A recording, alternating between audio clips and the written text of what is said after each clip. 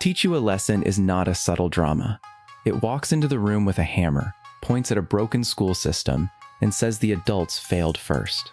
The show can be blunt, even outrageous, but its aim is painfully clear.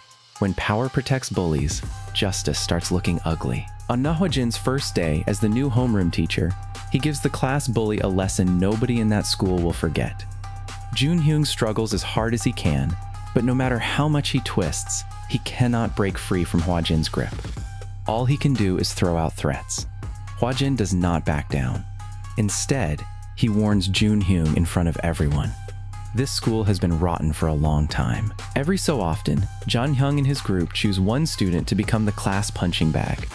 After that, anyone in school can humiliate or attack that person. They do not even respect the teachers, because these kids all have powerful families behind them. There was once a student who stood up for a teacher and knocked Ji-hoon down in class. His name was Park Dae-sok. Before that, the main target had been Kim Jong-min, a quiet student who had been bullied for so long he wanted to drop out. But once Dae-sok defended the teacher, Ji-hoon's group changed targets. To make an example out of him, they forced a mop head over Dae-sok's head and dragged him through the halls like a dog, making sure the entire school saw his humiliation. Dae-sok reported the bullying, but the school leaders were terrified of Ji-hoon's family. They did not dare offend rich and powerful parents, so instead of protecting Dae-sok, they told him to transfer. Ji-hoon is this arrogant because his father is a National Assembly member. With just a little pressure, his father can crush an ordinary family. Under the assemblyman's influence, Dae-sok's father's business was disrupted until it could barely operate. Only then did Dae-sok understand that he had provoked someone his family could not fight. He stopped resisting and even begged on his knees. Young-min also thought about standing up. He wanted to report Ji-hoon's crimes. But after seeing a teacher die after speaking up for bullied students, he lost his courage. Dae-sok could not endure Ji-hoon's cruelty any longer. In the end, he walked up to the school rooftop. A student died on school grounds, but because Ji-hoon's father was an assemblyman, even the police treated the case like something to bury. The investigation went nowhere. After Dae-sok's death, Young-min became Ji-hoon's target again. Humiliation and beatings became part of his daily routine. To the bullies, tormenting him was just something to do when they were bored. Young-min even went to the rooftop once, thinking he could end his suffering the way Dae-sok did. But when he actually stood there, he could not jump. So he went back downstairs and kept enduring the abuse from these children of power. He thought that dark life would continue until graduation. But just when he was about to break, the person who could save him finally walked into the school. That day, another bully named Soo-gwang is tormenting Ji-hoon again. He even tries to force Ji-hoon to throw a punch at him. But the fist he gets does not come from Ji-hoon. It comes from the new teacher. Hwa-jin hits Soo-gwang so hard the boy freezes in shock. When Soo-gwang realizes the person who hit him is a teacher, he does not take him seriously. He steps forward to challenge him, only for Hwa-jin to slap him to the floor again. Soo-gwang still refuses to give in. He gets back up and swings, but Hwa-jin dodges easily and knocks him down with another slap.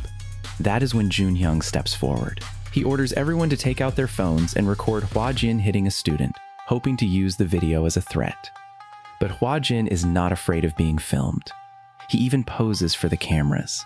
Soon, the video of a homeroom teacher beating a student spreads all over the internet. The school administration rushes over and demands to know who Hwa-jin is. Hwa-jin calmly shows his ID. He is not an ordinary teacher. He is from Korea's newly created Educational Rights Protection Bureau. He was sent here because of Park Dae-sok's death. The school's silence and the police's inaction became impossible for higher authorities to ignore, so Hwa-jin has been assigned to fix the school's culture.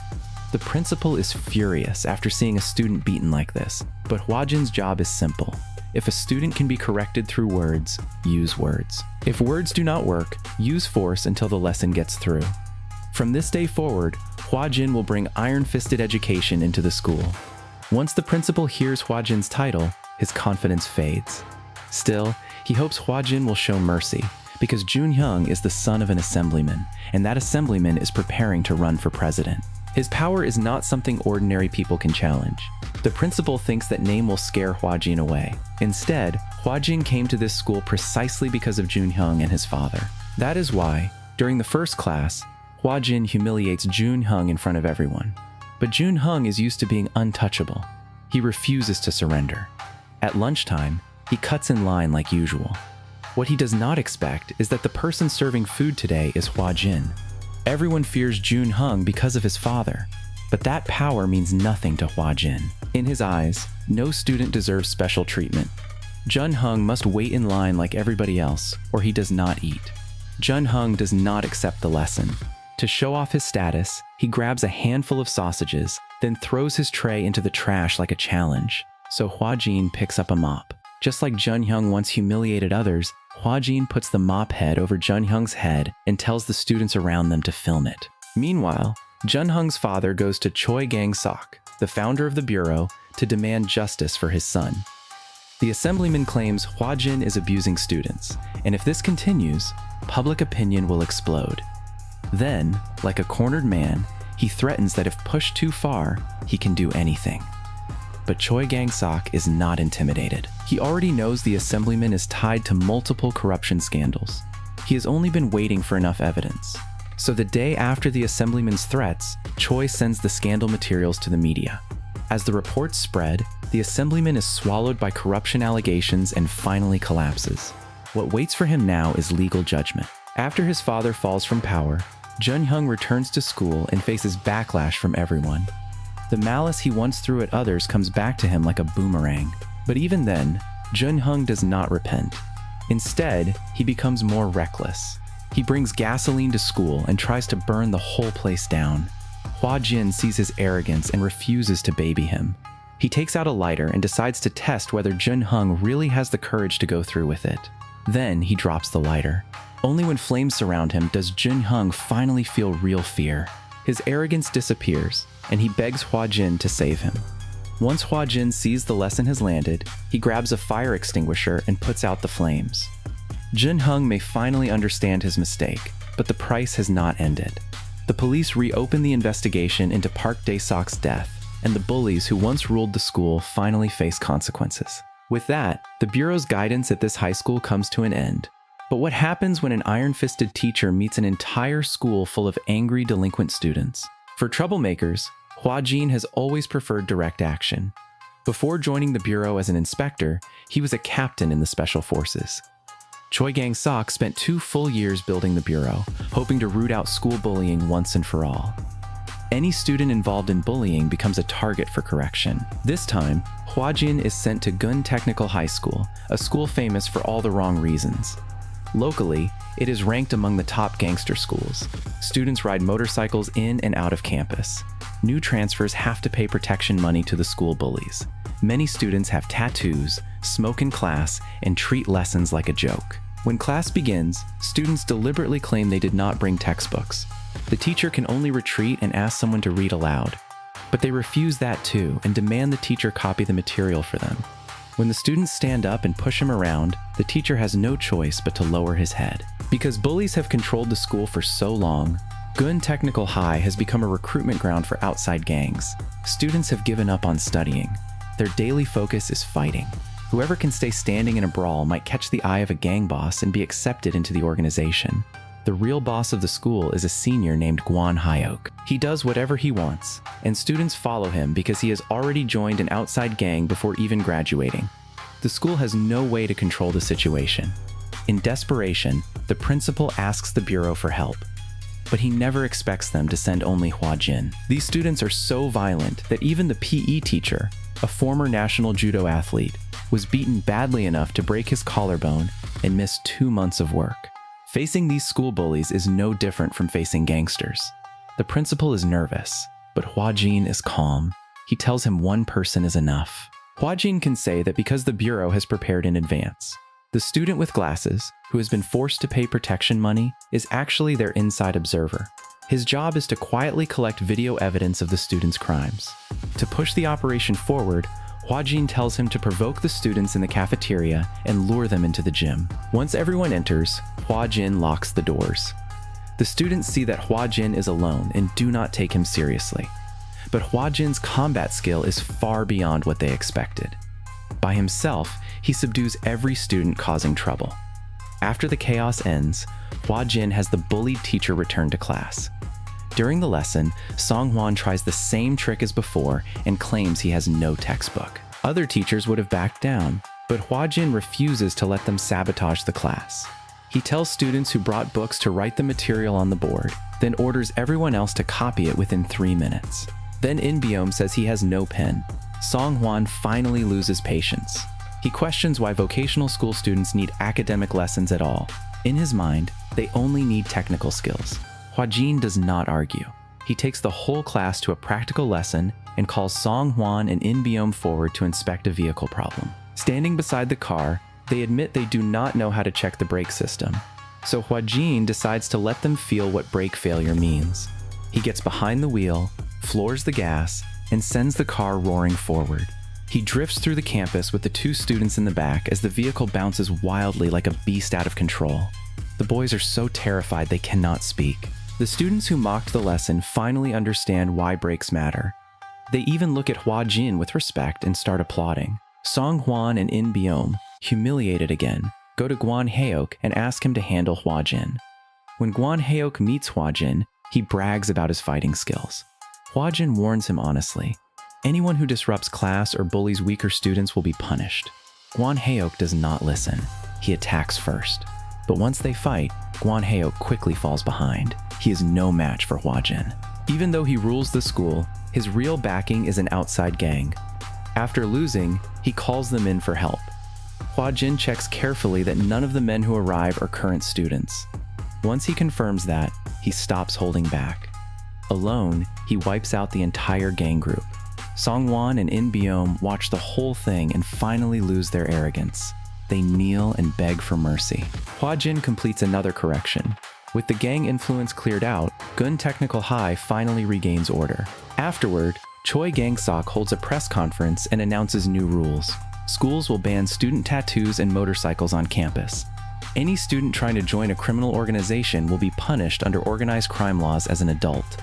The public feels more secure as the Bureau rolls out these measures. But the new rules also threaten many people's interests. From this point on, the resistance facing Hwa-jin, Choi, and the Bureau will only grow. Hwa-jin's fiancé was once a teacher. During one of their dates, she saw middle school boys bullying a smaller, weaker boy on the street. Her sense of justice immediately pushed her to intervene. Hwa-jin tried to stop her, saying kids these days are not easy to handle. That only made her angry. Still, when she actually had to scold those boys, she was a little scared. She asked Hwa-jin to protect her if they attacked. Hwa-jin smiled and promised he would. But in the end, he could not protect her. His fiancée, Choi Ga-in, died at the hands of one of her students. In court, the killer acted calm and righteous. After the hearing, Hwa-jin exploded. He drove straight at the killer, ready to throw away his own life. At the last second, another car crashed into him and stopped him. The person who stopped him was Choi Gang-sok, the education minister and Ga-in's father. Choi was in pain too, but he did not want Hwa-jin to commit a crime. Instead, he asked Hwa-jin to help fulfill Gan's wish. What killed Gan was not only one student. It was the education system that left teachers exposed and helpless. They wanted tragedies like hers to stop. They wanted to protect teachers who were abused and had nowhere to turn. That is why the Educational Rights Protection Bureau was born. The next case takes them to a girls' high school, where the problem looks very different from Gun Technical High. Boys may destroy desks, fight openly, and attack teachers with visible violence. But girls can use another kind of cruelty. This case begins with a pretty student named Han So-ri, who loves live streaming at school. She even streams during class. When a female teacher confiscates her phone to make everyone focus, So-ri starts holding a grudge. She pretends gum is stuck in her hair and asks the teacher to cut out that section. But in secret, she has already set up a phone to record everything. Then she edits out the audio and posts the video online, guiding viewers to believe the teacher maliciously cut a student's hair after class. The internet turns against the teacher. The teacher tries to talk to So-ri, but So-ri's male homeroom teacher steps in, saying he should handle his own student. He believes So-ri is usually vain but obedient. He does not think she acted deliberately and assumes the video caused a misunderstanding. But that conversation only makes So-ri hate him too. Soon she uploads another video, crying as she claims the male teacher touched her inappropriately. The internet explodes with insults. Everyone believes So-ri. No one believes the teacher is innocent. The homeroom teacher can only prove his innocence through death. The female teacher already knows what So-ri is capable of. She cannot endure watching the same thing happen again.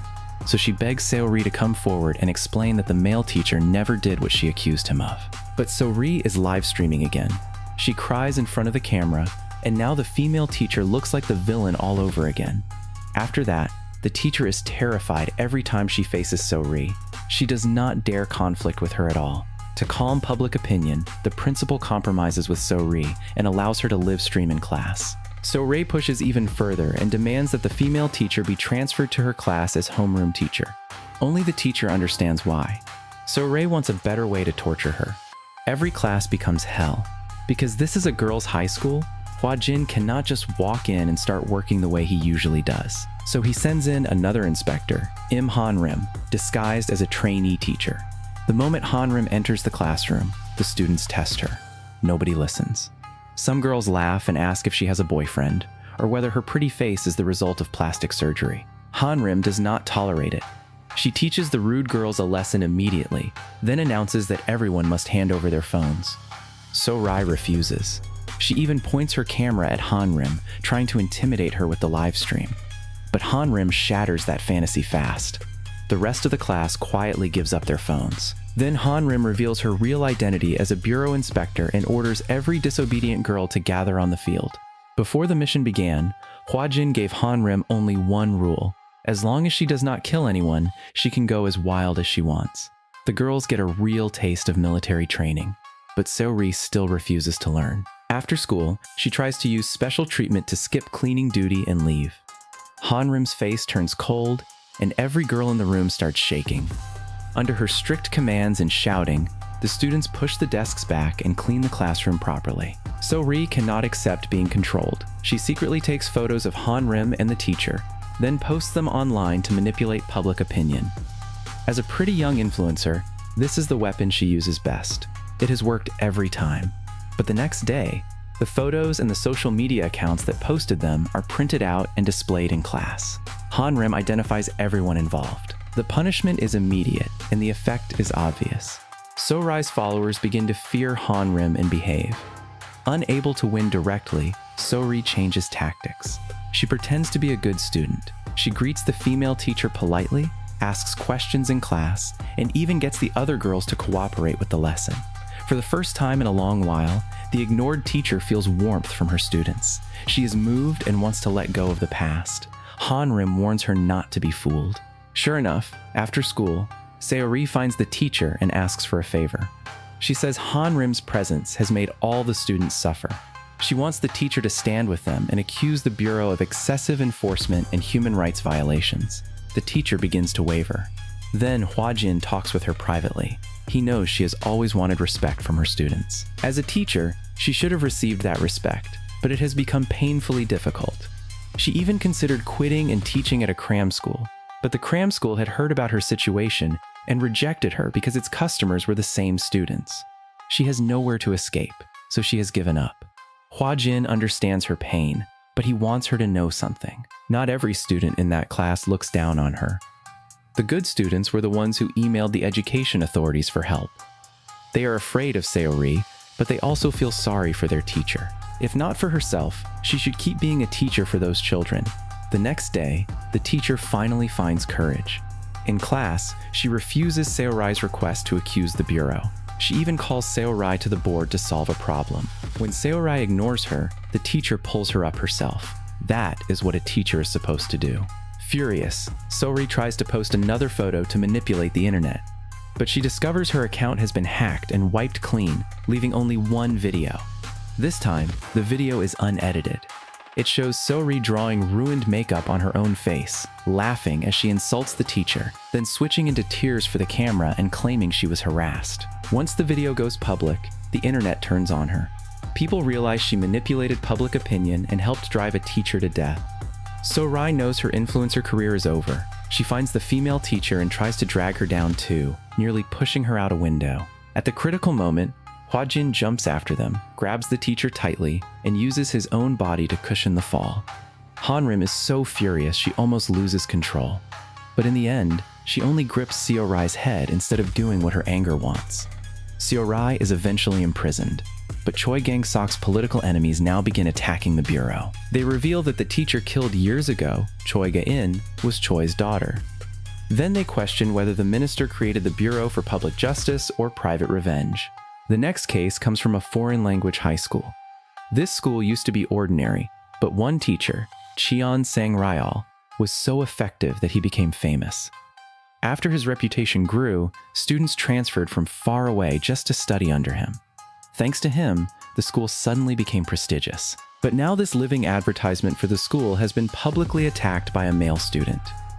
When Hwa-jin arrives, the teacher still protects the student, afraid the incident will damage the boy's future. The student's attitude is the opposite of the teacher's mercy. When Hanrim questions him, he acts like he is ready to explode. Only after Hanrim pressures him repeatedly does he explain why he attacked the teacher. He has always been the top student, but his family is poor. His parents run a small restaurant, so he has never attended expensive cram schools. Then one day, Cheon visits his home under the excuse of a home visit. Right after Cheon leaves, the family restaurant is anonymously reported for building violations and forced to shut down. At first, the student does not suspect Cheon. Even though his family is struggling, he keeps studying. But then Cheon raises the difficulty of exams, changes his lessons, and provides special coaching to a few elite students. The student's parents love him and worry that family hardship will affect his studies, so they use their savings to hire a tutor. He still comes out first. Cheon then casually asks who his tutor is. Soon after, the tutor can no longer teach him. One coincidence can be ignored. Two in a row cannot. The student realizes Cheon Sang-ryol must be targeting him. Hanrim also feels something is wrong with Cheon. She wants to tell Hwa-jin, but Hwa-jin appears busy flattering Cheon because the famous teacher is about to become Seoul's education superintendent. It looks as if Hwa-jin has already decided the student is at fault without investigating. Hanrim is furious, but Hwa-jin's behavior is only an act meant to lower Cheon's guard. Privately, he sends Bong Gun-dae to investigate the cram school that every student except the poor top student seems to attend. Gun-dae goes to the area where the cram school is located and finds its classrooms empty. There are no students receiving lessons at all. The staff become alert the moment they see him and drive him out. Outside, Gun-dae happens to meet students from Gun Technical High. They warmly invite him to eat and tell him about the changes at their school. When the former bullies notice them, they do not rush over to attack anyone. Instead, they sit down like friends and eat together. Seeing those students now studying and living properly makes Gun-dae feel, maybe for the first time, that his work truly matters. He reports what he saw to Hwa-jin, and Hwa-jin grows thoughtful. Meanwhile, Hanrim is still furious. With nowhere to put her anger, she runs lap after lap. Running has been part of her life since she was young, not because she loved it, but because it was how she survived. In high school, boys from her school bullied her, and all she could do was run whenever they attacked. But sometimes she could not escape. At a critical moment, Hwa-jin appeared like a hero and punished those boys. From then on, he became an almost untouchable figure in Hanrim's mind. She cannot understand how someone like that could become so disgusting. Seeing her still angry, Gun-dae finally tells her the truth. From the beginning, Hwa-jin suspected Cheon. After Han So-ri was imprisoned, she told Hwa-jin why her personality changed so badly in middle school. She had been secretly bullied by her middle school homeroom teacher. That teacher was Cheon Sang-ryol. Cheon privately runs a hidden special class for the children of rich families and politicians. In his eyes, poor students with excellent grades are obstacles. To clear the path for powerful families' children, he bullies poor but talented students until they collapse. So-ri missed an important exam because of him, failed to enter the school she wanted, and lost all trust in teachers. In a very real way, Cheon destroyed her life. Hwa-jin observes carefully and confirms the pattern. This time, Cheon is trying to stop the current top student from taking an exam so a powerful family's child can take first place naturally.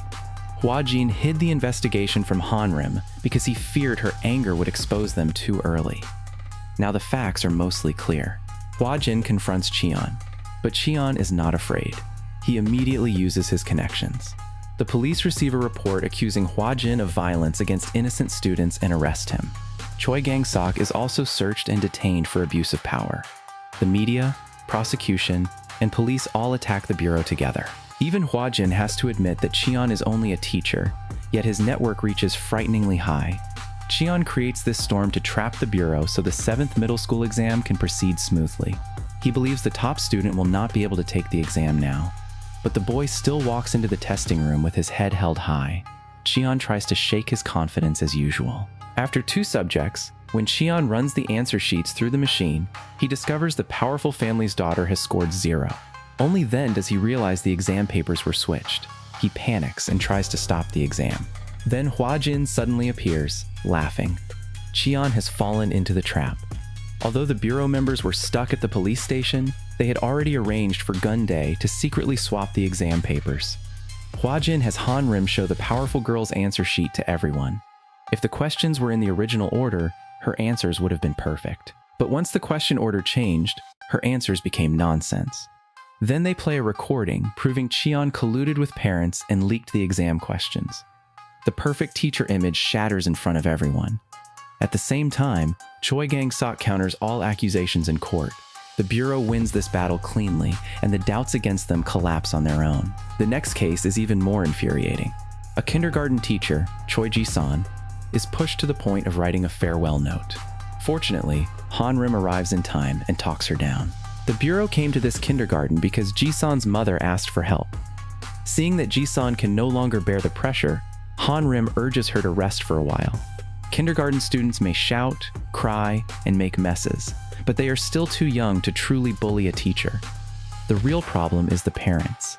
Ji-san is new and does not yet understand how terrifying parents can become. After a parent meeting, one mother stops her. From that day on, this woman, the mother of a boy called Jong, never stops harassing Ji-san. She messages constantly, demanding extra care for her child. Do not hurt his self-esteem. Do not say no in front of him. If Jong cries at school, Ji-san is buried under a flood of abuse from his mother. The harassment escalates. Even Ji-san's private social media account, which she never shared publicly, begins receiving comments from Jong's mother. Ji-san asks the principal for protection, but the principal tells her to delete her account and keep the peace. So Ji-san deletes it, full of grievance. Then Jong causes trouble at school. He pushes another child down and hurts him. Ji-san freezes. As a teacher, she should step in. But the fear Jong's mother has created keeps her from moving. In the end, instinct wins. She rushes forward and shields the other child. Afterward, the injured child's parents do not want to make trouble. They only want an apology. But Jong's mother refuses, and the parents argue until the matter becomes serious enough for a school violence committee meeting. Knowing she is in the wrong, Jong's mother tries to force Ji-san to lie. She pushes all blame onto Ji-san. But despite the harassment, Ji-san tells the truth, and Jong loses the committee case. To retaliate, Jong's mother accuses Ji-san of child abuse. That kind of case can take half a year, sometimes a year and a half. Even if Ji-san did nothing wrong, she will be dragged to the police station again and again for questioning. And if she is eventually cleared, Jong's mother can simply say sorry. This woman turns Ji-san's life into hell.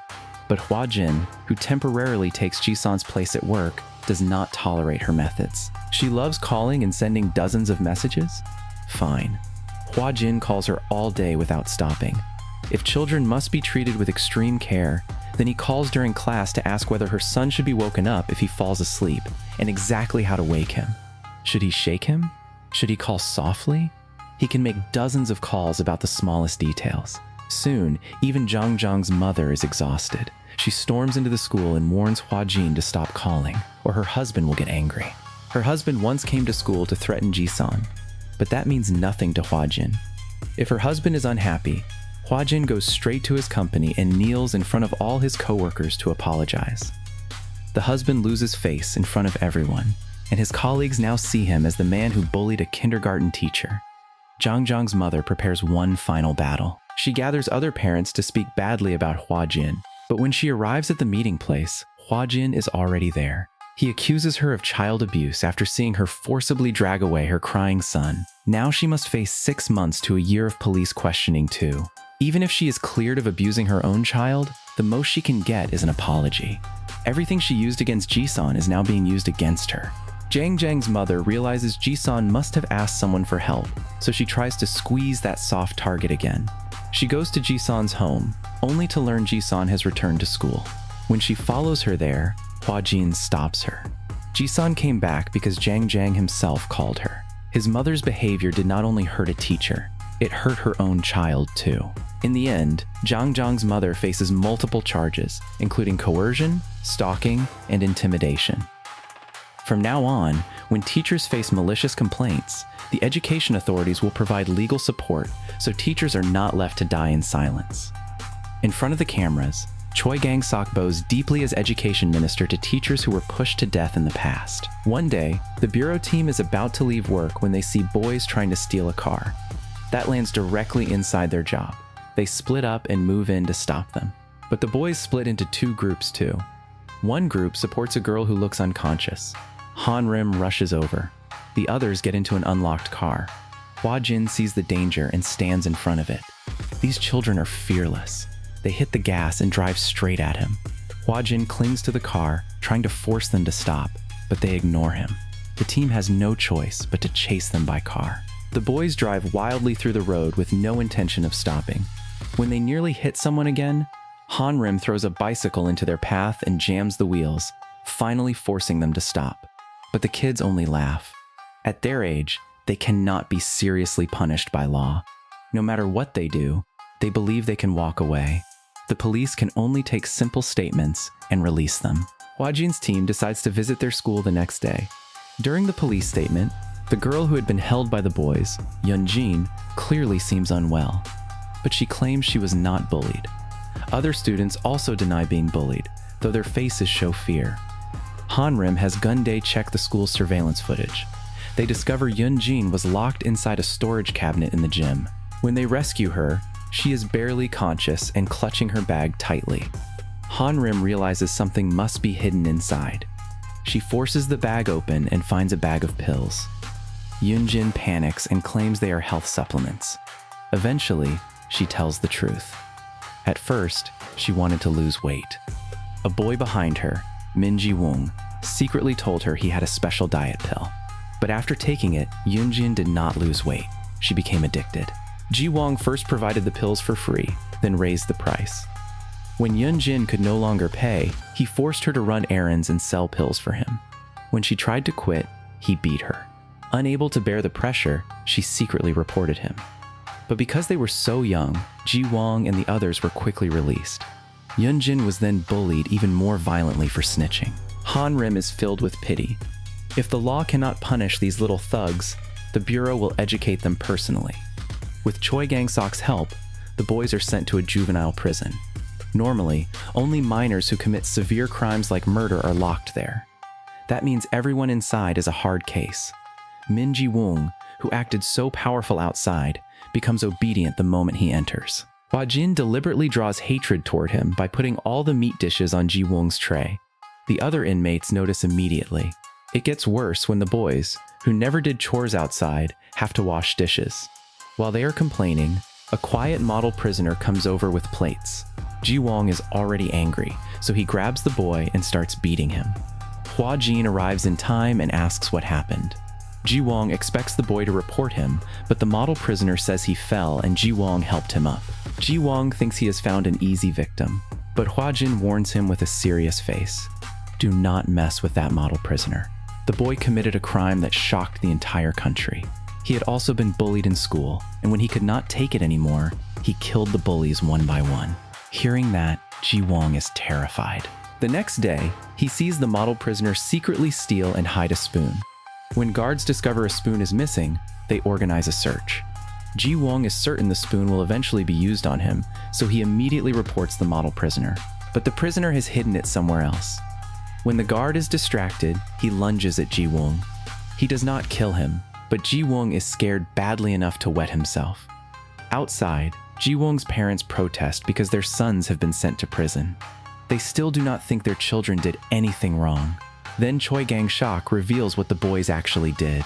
They got classmates addicted to drugs and made tens of millions of won by selling them. Ji-woong kneels and begs, but even then, the parents keep protecting their children. They think everything can be fixed if the victims agree to forgive them. Ji-woong instantly drops the mask of remorse, so the boys are sent back into prison. They will stay until they are old enough to face legal responsibility. From the beginning, the model prisoner had agreed with Hwa-jin to help scare them, letting them experience the fear of being bullied. But suddenly, another inmate approaches Ji-hoon on the prison yard. Ji-hoon insists he did not betray their boss. The inmate seems satisfied, then pulls out a knife. In his mind, only the dead can keep secrets forever. At the critical moment, someone takes the knife for Ji-hoon. The prisoner who protects him is Jo Gui-hein, the student who murdered Hwa-jin's fiancée. After his wound is bandaged, Jo kneels before Hwa-jin and apologizes. His remorse sounds sincere. But as soon as Hwa-jin leaves, every expression disappears from Jo's face. Hwa-jin forces down all his rage and walks out of the prison. The team has not yet chosen their next school when a man suddenly bursts into the bureau office. He kneels, pulls out a stack of documents, and begs Choi for help. His son has disappeared. Before the disappearance, the family received debt collection calls from an online loan company. His son, Lee Jae-yoon, had somehow become addicted to online gambling and owed a huge debt. His parents emptied their savings to pay it back, and Jae-yoon promised to change. But soon, he lost control again and started gambling on his phone. His parents replaced it with a basic phone, but even that did not work. A classmate secretly gave him another smartphone, and Jae-yoon began gambling again. Debt collectors even came to his father's workplace. The father, Mr. Lee, was beaten in public and humiliated. Afterward, he submitted his resignation and begged his boss for severance pay because he desperately needed money to repay the debt. But once gambling begins, it becomes a bottomless pit. Eventually, the family had nothing left to fill the hole. Then Jae-yoon disappeared. The bureau realizes the situation is serious and begins investigating immediately. They discover that online gambling has spread deep into schools, and Jae-yoon is not an isolated case. Gun-dae disguises himself as a transfer student and enters Jae-yoon's former class. Almost everyone there is gambling online. As soon as he arrives, a curly-haired boy behind him brags about how much money he has made on a gambling app. Gun-dae wants to uncover every person in the chain, so he plays along and downloads the app. At first, he does not think it is serious. But once he starts, even as an adult investigator, he is pulled in by the mechanism. He stays up all night, loses the chips he won at the beginning, and even puts in 1 million won of his own money. The curly-haired boy who lured him in now offers help. Gun-dae follows the bait and borrows 1 million won, but only receives 800,000. The boy cheerfully explains that this is standard practice. 20% interest is deducted in advance. On top of that, there is 3% compound interest. With interest rolling like that, 1 million won becomes 2.42 million after a month, and 19.21 million after 100 days. That is probably how Jae-yoon ended up buried in debt. Hwa-jin plans to wait for the collectors to come and catch the whole group. When the collection call comes to Han-rim's phone, the team says they cannot repay the money. They predict the collectors will show up in the next few days, so Hwa-jin and Han-rim take turns protecting Gun-dae. When it is Han-rim's turn, she gets distracted by street rice cakes. After eating, she looks up and Gun-dae is gone. He has been kidnapped and taken to the gang's hideout. Children who can no longer squeeze money from their families become the lowest level laborers controlled by the gang. This means Jae-yoon was probably not a runaway. He was taken the same way. The children are forced to make collection calls and send spam messages. Gun-dae sits at a computer and tries to ask for help, but a boy beside him stops his hand. Gun-dae recognizes him as Lee Jae-yoon. Jae-yoon's warning keeps him from making a fatal mistake, but Jae-yoon is caught by a guard and beaten. Still, skill shines anywhere. When the gambling website starts lagging, Gun-dae volunteers his technical ability and says he can fix it. The gang boss half believes him, but pulls a knife and threatens him. Thanks to his coding skills, Gun-dae protects himself and keeps both his eyes. While fixing the site, he changes the website's ads into a Morse code signal, sending out the hideout's address. Hwa-jin's team detects the signal and storms the hideout. They deal with the gang members, and Hwa-jin is about to catch the boss when the man jumps out a window and runs. Running does not help. Hwa-jin leaps from the second floor after him. The boss grabs a knife from his car and tries to fight back, but Hwa-jin crushes his hands so badly he can barely move his fingers. All the boss can do is beg. Hwa-jin offers him a game of rock, paper, scissors. If the boss wins, Hwa-jin will let him go. But with his hand injured, The boss cannot form the shapes properly, so he loses again and again and gets slapped again and again. Hwa-jin is paying him back with his own logic. From the moment those children entered the gambling site, they were trapped in a game designed so they could never win. When the boss finally manages to make a fist, Hwa-jin throws paper. The online gambling case ends. The operation is uprooted, and Choi Gang-sok's public support reaches a new high. His political enemy wanted to run for president, but his own support keeps falling, and his party is close to abandoning him. Then a mysterious man comes to see him. Because several recent cases have involved drugs, Choi Gang-sok decides to push for urine testing for elementary, middle, and high school students nationwide. Most schools cooperate normally, but one elite school, Sanjeon High, refuses. Sanjeon High is one of the most academically competitive schools in Gangnam. It proudly claims the highest admission rate to Seoul National University's medical school. In Korea, that medical school is almost a dream. People believe that if a student becomes an SNU medical student, half of life has already been won. The school even has a special S-class for students aiming at medicine. In other words, this class is the elite of the elite. When the bureau team arrives, they walk straight into an exam. During the test, Jeong Hyun-myung suddenly starts bleeding from the nose and collapses. Hwa-jin rushes him to the nurse's office. But when Hyun-myung's mother hears her son collapsed, she does not care about his body. She only cares whether he finished the exam. She drags him up from the sickbed, gives him medicine, and sends him back to finish the paper. Hwa-jin orders every student to take a urine test after the exam. That kicks the hornet's nest. The mothers storm over and ask whether he knows what kind of place this is. In their eyes, some outsider has come to disturb the most expensive district in Seoul. These mothers are not simple people. Their children are fighting for the college entrance exam, and the mothers are fighting just as hard. They wake early every day, organize every schedule, find tutors, and hire academic consultants. To them, if urine testing must happen, it should happen after the exam. Hwa-jin ignores the pressure and orders every student to go to the hospital for testing the next day. Meanwhile, Choi's political enemy receives a USB drive from a mysterious man. The man claims it contains evidence against the bureau, then guides him to the prison to meet Jo-gui Hyun, the student who killed Choi's daughter. The politician sees an opportunity to attack Choi. Soon, the media is filled with reports. They deliberately blur the point and guide public opinion toward the idea that the bureau used public power for private revenge. They claim the bureau sent students into the same prison as Jo-gui Hyun, and after entering prison, Jo was seriously injured. The reports hint that Hwa-jin may have designed everything to take revenge on Jo. They also emphasize Jo's supposed selfless act of protecting another prisoner. Back at Sanjeon High, Hyun-myung's score suffers because he collapsed during the exam. His mother explodes again. Hyun-myung can only open the balcony door to cool down. The truth is that he and his mother are not originally from Seoul. Hyun-myung has been an excellent student since childhood. To get him into SNU medical school, his mother hired academic consultants early. When Hyun-myung was only in middle school, he had already previewed high school material. His mother thought he was far ahead of his peers. The consultant crushed that illusion. Students his age in Seoul had already completed the high school curriculum. To help her son catch up, his mother gave everything. She sold their large home, moved from a smaller city to Seoul, accepted renting a place, and even lived apart from her husband. She believed that only there could her son reach Korea's best cram schools. To learn what other Seoul mothers were doing, she had to enter their circle. She endured their condescending looks and served tea just to sit in on their gatherings and hear what classes they were choosing. After enrolling Hyun-myung in the same courses, his grades improved. But they were still not enough. He also needed enough focus to absorb everything. That is when she learned that other children were taking ADHD medication to improve concentration. Although these drugs are controlled, parents use them to help children study harder. Hyun-myung's mother immediately brings the medicine home for him. The urine test results are terrible. Almost all the students test positive for ADHD medication. Hyun-myung's situation is the worst. In addition to those drugs, he has taken another, more dangerous substance.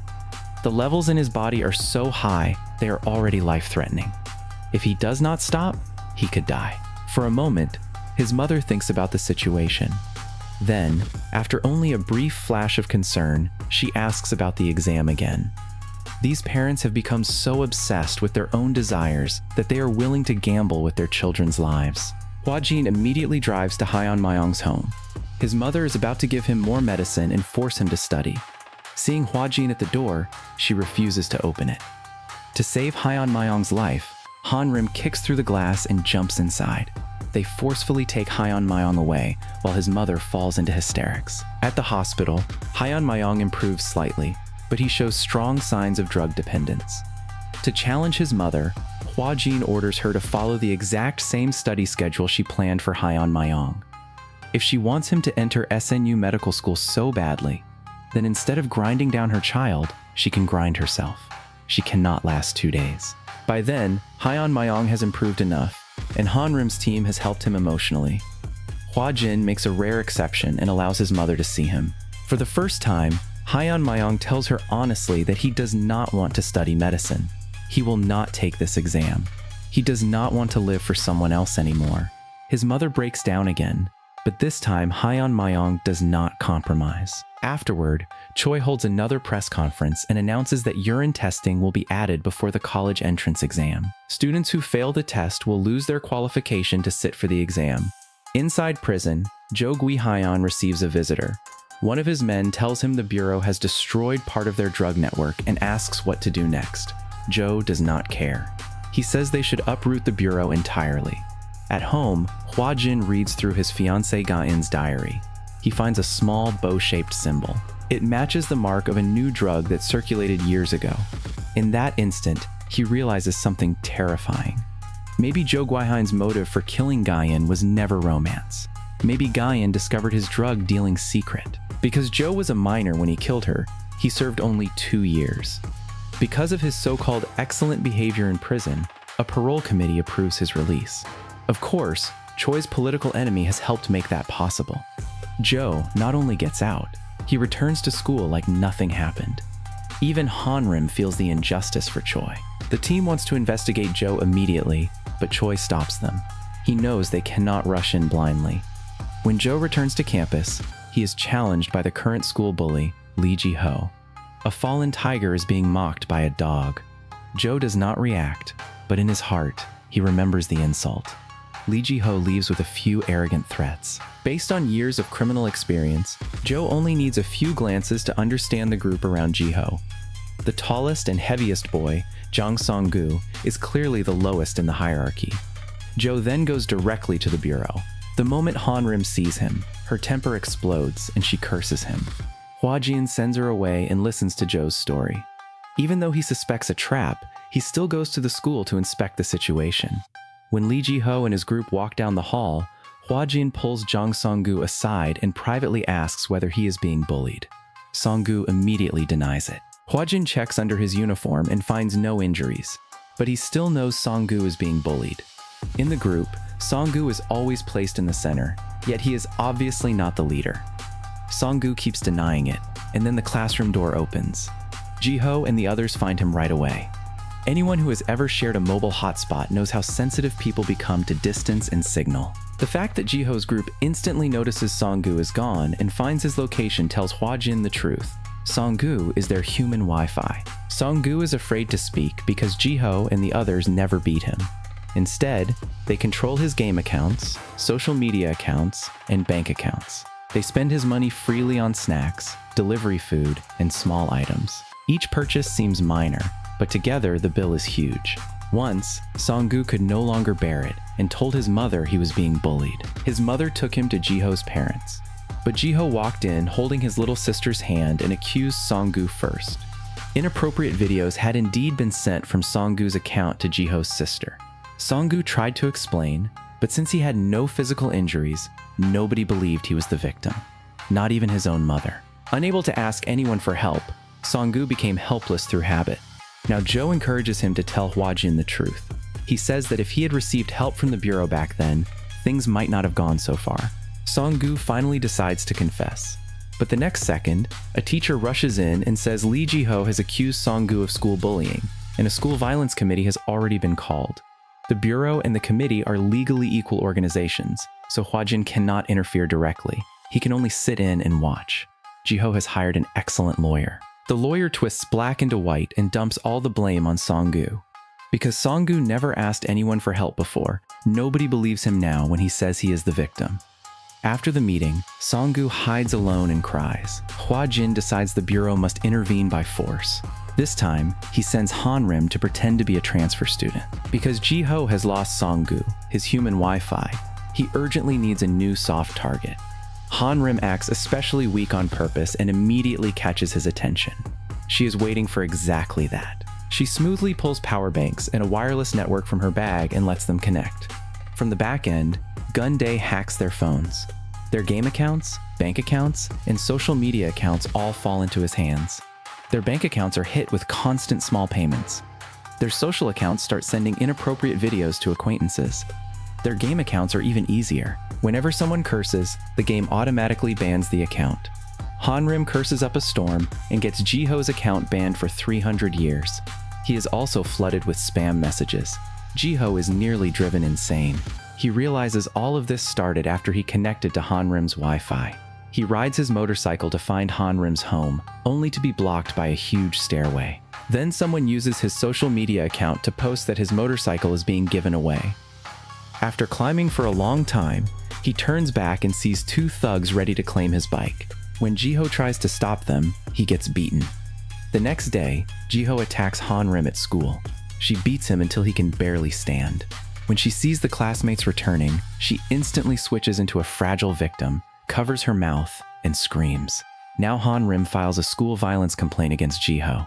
Ji-ho cannot explain himself. His lawyer tries to save the situation, but Hwa-jin arrives with a power of attorney.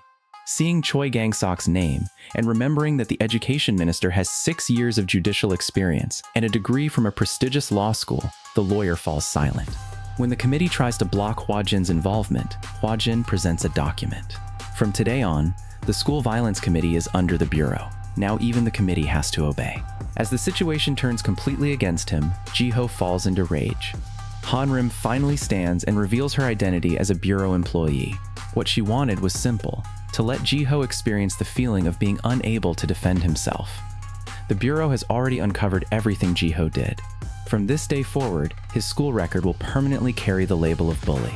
The punishment against Jang Song-gu will be cancelled. Ji-ho falls into despair. He cannot help asking Jo Gui-han why his life is ruined when he did everything Jo taught him. Jo says this is exactly the plan. Then he pushes Ji-ho from the building. The next day, Jo takes a recording of Ji-ho complaining that the bureau ruined his life and brings it to Choi's political enemy, the presidential candidate.